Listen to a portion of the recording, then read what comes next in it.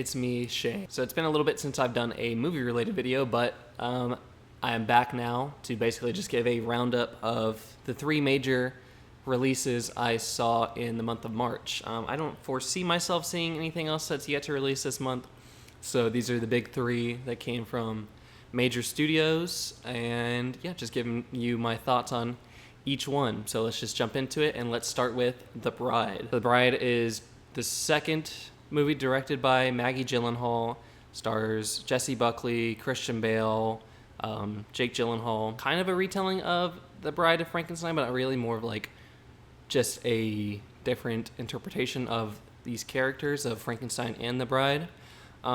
Set in like, I think 30s, 40s Chicago. Deals with the mob stuff. I was really excited for this because I love anything to do with Frankenstein. And this was supposed to come out last year, so it's going to be, this versus Del Toro's Frankenstein. And I was just excited to see another interpretation of it. But then the trailers weren't giving me great impressions, but I was like, maybe it's just a bad trailer. And it was a bad trailer because it didn't really tell you what the movie's about, but still the movie ended up being a disappointment.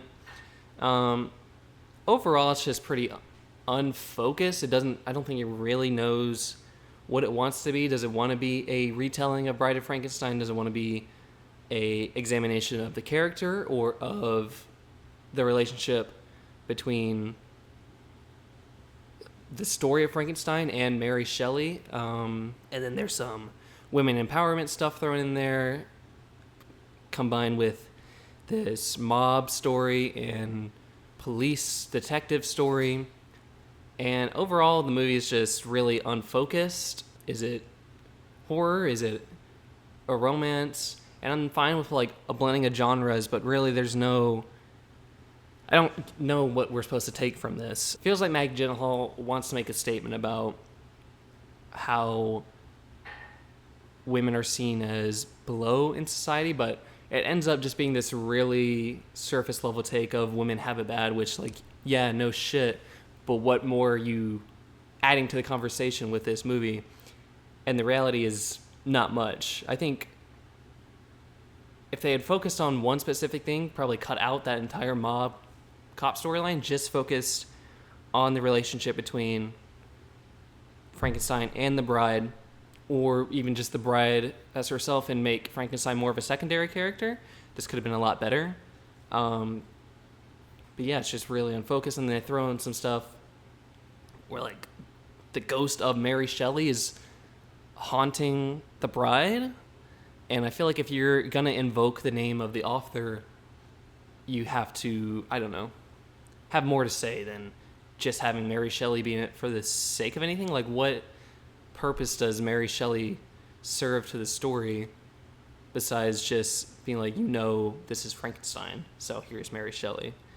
If it was like, maybe this is set in reality and Mary Shelley is grappling with, how her story has been transformed and kind of taken away from her over the years, that would be kind of a cool idea. But I don't know. It just feels like she wanted to do something different, and it just fell flat on its face. Christian Bale and Jessie Buckley are great in it, as always. I mean, they're great actors. They're doing a lot with their material. I really like Christian Bale's interpretation of the monster. It's kind of like childlike and very lonely and a little sad. So I think if it was a straight-up adaptation of the original novel, I think he would have been a great choice for Frankenstein. Jessie Buckley is doing a lot, but it's not bad. It's just, I think the material written for her isn't great, but she's doing what she can with it. And there is like a couple sequences that are really engaging. I think when it focuses just on those 2 characters interacting, it's great. It's everything else surrounding them that is not so great. But overall, I would say I didn't have a terrible time watching it. I just think it didn't really live up to its potential, and that's kind of more disappointing than if it was flat out bad. So I would give The Bride 3 out of 5 stars. I think if you are a fan at all of Frankenstein, you just want to see every different interpretation or version that looks at the story differently, I would say check it out. But for most people, I would say it's probably something you're not going to enjoy. Then let's move on to Hoppers. This is the latest movie from Pixar. It's basically about a girl who is like an animal rights activist, kind of. She goes into a robotic beaver body to like converse with the local animal population. It basically just turns into this whole crazy adventure. They in the movie itself, it makes a comparison. It's kind of like the plot of Avatar, where she goes into this synthetic body and joins the local community. And when I first heard like the plot, when they first revealed this movie, I thought it was a stupid idea, and wasn't really interested in seeing it. But then I saw the trailers, and the trailers looked pretty funny. And unlike The Bride, I think this did live up to the trailers. I think it's nothing mind-blowing. It's not like, I wouldn't say it's up there with Pixar's greats, but recently Pixar's been on a string of just making these low-key, nothing super over-the-top movies, but they're all like really engaging and funny. And this one is a little bit different from the recent animation that they've been going with. I know everyone's kind of gotten tired of that specific art style that Pixar has adapted in recent years, and I think this shifts it up a little bit. I don't think Pixar's gone on decline. I honestly think recent movies like Soul and Luca are among some of their best, and I would put this like somewhere in the high middle to low top tier of Pixar. It's really good. It's just a simple movie with a message about nature conservation and respecting the environment and animals. But there's a lot of funny jokes in there. There's some really like kind of crazy ideas in there for a not really a kids movie. It's a kids movie, but I think most Pixar movies are kind of like for everyone. I wouldn't say this one's specifically catered towards kids, like something like The Good Dinosaur is. This is more kind of in The Incredibles or Toy Story or Luca territory, where it's like, I feel like anyone could watch this. I mean, I don't think there were any kids in my theater, actually. It was just me and a couple other adults, and it wasn't a hugely populated theater, but the jokes all landed with everyone. There was a bunch of laughs in the theater, and yeah, it's just a funny movie. Cute, simple. I would definitely say check it out when it comes to Disney Plus. If you're a Pixar fan, I guess, I think it's definitely, a lot of people are calling it a return to form. I wouldn't say return to form because I don't think Pixar has lost a step. But it is encouraging to see that it's doing pretty decent at the box office, and it's an original story, and it shows that there's still, a want out there for original storytelling in animation. It's not all just sequels and live action remakes and stuff like that. So yeah, Hoppers, I think I gave a 3.5 out of 5. And then finally, just saw this the other day, Project Hail Mary. Project Hail Mary is an adaptation of the novel by the same name by Andy Weir, who did The Martian, stars Ryan Gosling and Sandra Hüller. I crammed the audiobook version of the novel in the past month because my fiance convinced me to read it / listen to it before I saw the movie, and I'm glad I did. It was a really good audiobook, and the movie's pretty good too. I love Ryan Gosling and anything he's in. I think you can give him anything and he'll be probably the best part of the movie. He'll always turn in a good performance, and the saying is making chicken salad out of his chicken shit. But the script isn't bad. It's not like he's the only good thing about it.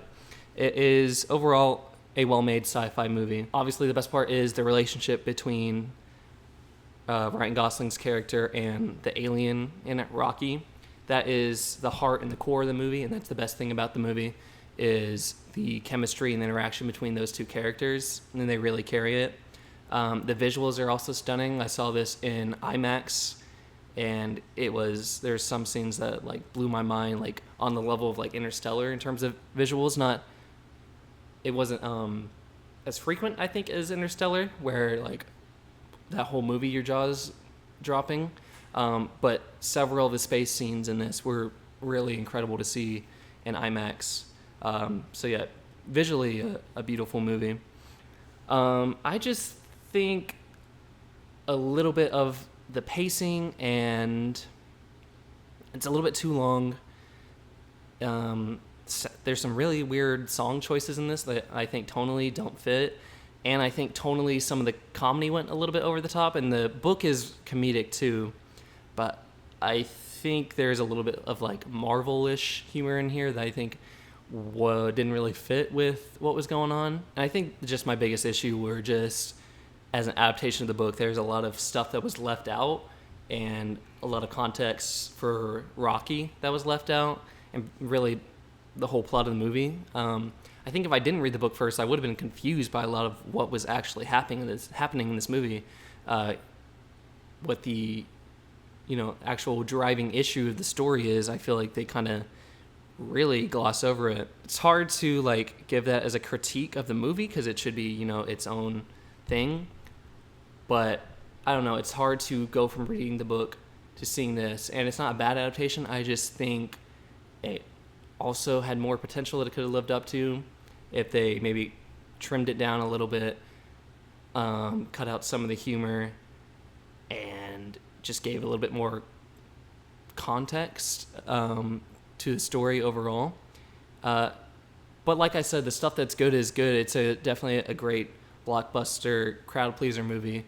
Ryan Gosling gives a great performance, and yeah, like I said, that the best thing about this movie is the friendship between, I guess, the two leads, Ryan Gosling and Rocky, and I think that makes it worth seeing. Despite all its faults, I would say is overall a good movie, and you'll walk away definitely entertained. Maybe you'll like it even more than me. I'm really curious to see how people who haven't read the book and just go into this seeing it as a movie will feel about it.